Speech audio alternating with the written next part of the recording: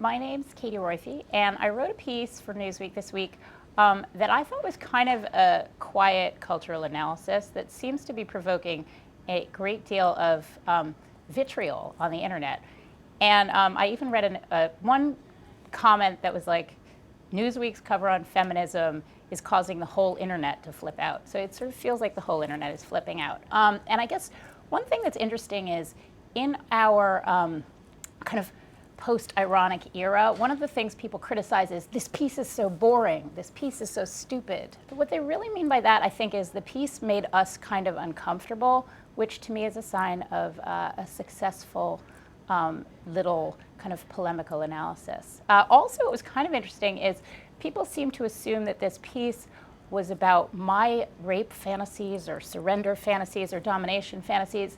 And there was a lot of personal attack on me for this kind of confessional essay, which was interesting since there was not one word of the actual piece that addressed anything in my own head. It was really just a discussion of, the HBO show Girls, 50 Shades of Grey, these phenomenon in the culture. So I thought that was also a kind of interesting fantasy that bubbles up online sometimes, that I'm putting out my own private confessional feelings. And, even if I were, I don't think there'd be anything wrong with that. But it's just interesting how little any of this has to do with actually what's on the page. And I do think it is a sign, a good sign, a positive sign, and a healthy sign when you write something that enrages, irritates, and appalls so many people.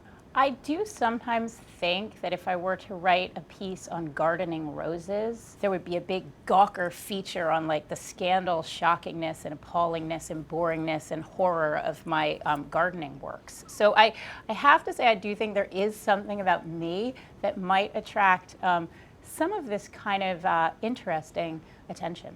I actually am not of the belief that things that make us uncomfortable should not be discussed. I think that this is an interesting moment in history when women are ascendant, when the idea of male dominance is shakier than it's ever been. And I think the culture is in a stage of very kind of anxiously and awkwardly adjusting to these new realities. And so I think any examination of kind of the conflict and the clash between our fantasies about traditional life and what's actually the new stage our culture is moving into, anything that analyzes that makes people a little bit discomfited. And I don't think there's anything wrong with that on the cover of Newsweek or anywhere else.